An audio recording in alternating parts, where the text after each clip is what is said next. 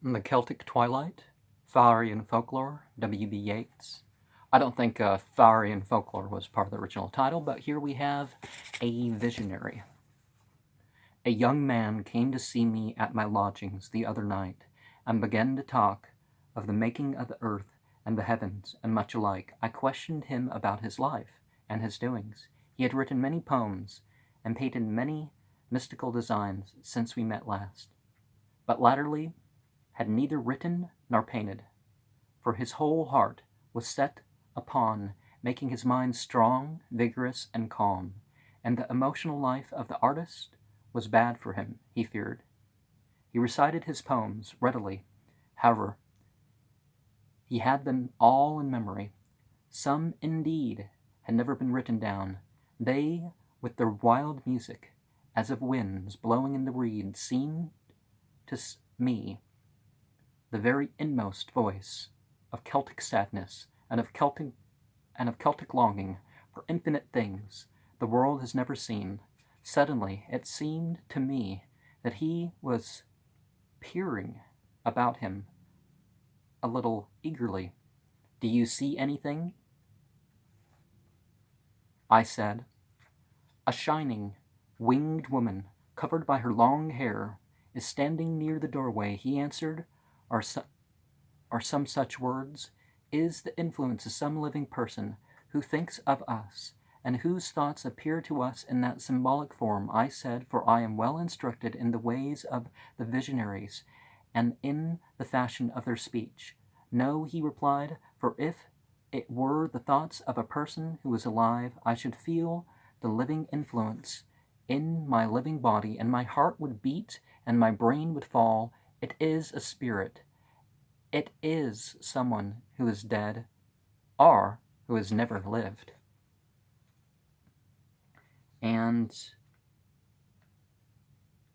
they, with their wild music of winds blowing in the reeds, seem to me the very innermost voice of Celtic sadness and Celtic longing for infinite things the world has never seen. Is a sentence that W.B. Yeats says that he wrote a long time ago.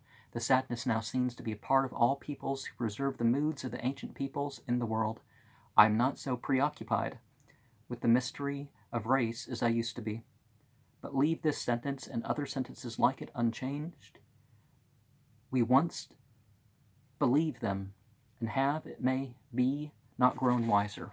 And as a side note, the Darwinian theory of 54 races is kind of racist, dividing up Europe into way too many races. The actual totals and a few other areas more, but particularly Europe, it's like every other country's a new race. No, that doesn't happen. The whole northwest of Europe, and then the Slavic, and then but anyways, you have 19 proper nowadays. But anyways, that's different. But this whole thing is about the Celtic revival. Well, I mean, he's W.B. Yeats is a huge part of the Celtic revival. The Austrian Germany culture that made its way across Europe and didn't really establish terribly big kingships and stuff. Maybe from this hill to that hill, but nothing terribly. Anyways, I asked what he was doing, and found he was clerk in a large shop. His pleasure, however, was to wander about the hills, talking to half-mad and visionary peasants, or to persuade queer and conscience-stricken persons to deliver up the keeping of their troubles into his care. Queer as in strange. Another night, when I was with him in his own lodging, more than one turned up to talk over their beliefs and disbeliefs, and sun them, as it were, in the subtle light of his mind. Sometimes visions came to him as he talks with them, and he is rumored to have told divers a people true matters of their past days and distant friends, and left them hushed with dread of their strange teacher, who seems scarce more than a boy, and is so much more subtle than the oldest among them. Now, you start to read people, whether consciously or unconsciously, and It can surprise people. The poetry he recited me was full of his nature and his visions. Sometimes it told of other lives he believes himself to have lived in other centuries, sometimes of people he had talked to, revealing them to their own minds. I told him I would write an article upon him and was told in turn that I might do so if I did not mention his name, for he wished to be always unknown, obscure, impersonal. Next day, a bundle of his poems arrived, and with them a note in these words: "Here are copies of verses you said you liked. I do not think I could ever write or paint any more. I prepare myself for a cycle of other activities in some other life. I will make rigid my roots and branches. It is not now my turn to burst into leaves and flowers." It's very important, even if you're an artist, to not just make up stuff, but to try to be scrupulously honest. And if you're trying to express yourself too much, you may end up lying.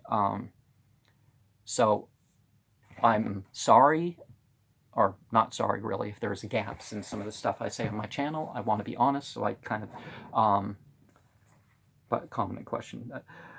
The poems were all endeavors to capture some high, impalpable mood in a net of obscure images. There were fine passages in all, but there were often embedded in thoughts which have evidently a special value to his mind, but are, to other men, the counters of an unknown coinage.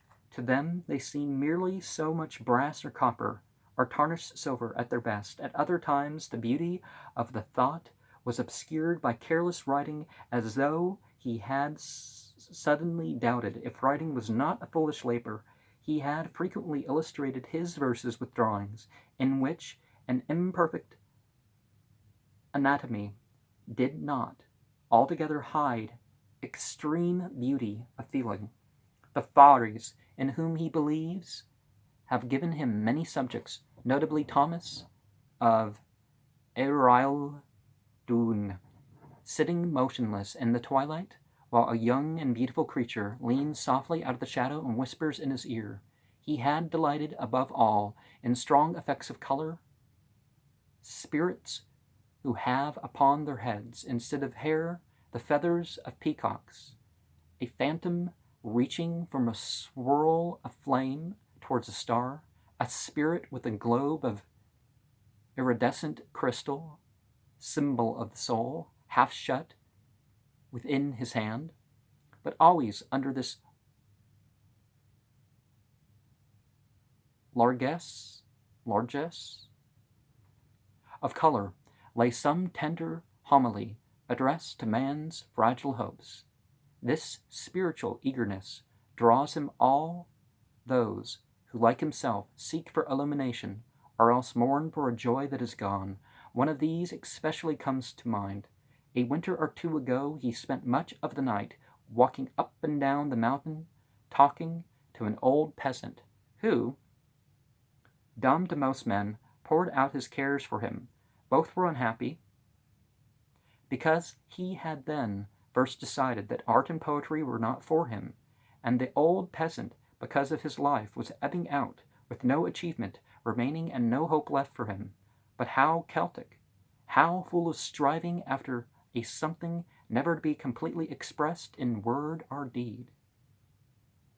The peasant was wandering in his mind with prolonged sorrow.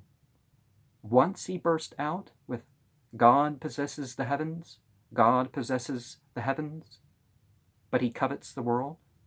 And once he lamented that his old neighbors were gone, and that all had forgotten him.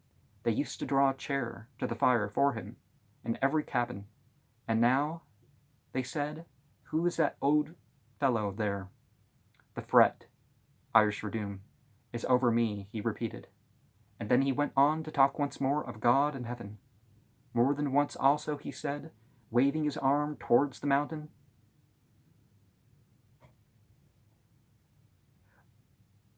"Only myself knows what had happened under the thorn tree 40 years ago." And as he said it, the tears upon his face glistened in the moonlight. This old man always rises before me when I think of both seek, one in wandering sentences, the other in symbolic pictures, and subtle allegoric poetry, to express a something that lies beyond the range of expression, and both, if will forgive me, have within them the vast and vague extravagance that lies at the bottom of the Celtic heart, the peasant visionaries that are, the landlord duellist that were, and the whole hurly-burly of legends. Cuchulainn, fighting the sea for 2 days until the waves pass over him and he dies. Caoth, storming the palace of the gods. Oisin, seeking in vain for 300 years to appease his insatiable heart with all the pleasures of fairyland. These two mystics walking up and down upon the mountains, uttering the central dreams of their souls in no less dream-laden sentences, and this mind that finds them so interesting, all are a portion of that great Celtic phantasmagoria, whose meaning no man has discovered, nor any angel revealed. And Phantasmagoria is the title of a tarot book that I have. And that's the only book I have with that title. One would think that I might have something else. But let's remember here the word prophet as in spiritually gifted, P-R-O-P-H-E-T,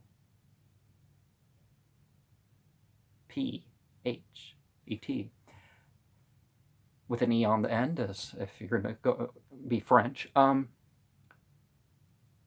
If two types have ended, the confirmatory prophet has stayed. The sectarian prophet, there's bound to be other people who use their spiritual gift to start a new sect, whether that be a different church or whatever the case, and prophets of the devil. They're, of course, mostly false prophets. Now, sometimes people don't even know that they're a false prophet. They've deluded themselves. But I don't know a Celtic greeting, but Cuchulainn was said to have hair that's like my hair. It's, as the summer goes on, well, it's kind of wetted down right now, isn't it? Yeah. It gets blonder and redder, so the brownness kind of, but there's always some brownness that's part of it. And I guess as one gets older, the brownness is a stronger factor in the hair, but the red and the blonde that come from the Norse, you know, the Celtic legends is often heroes that come from, you know, the Celtic origin lands with their red and blonde hair, and the Norse. So a lot of the Irish, Scottish, and general Celtic folklore is part of that mixing of peoples, the Teutonic peoples.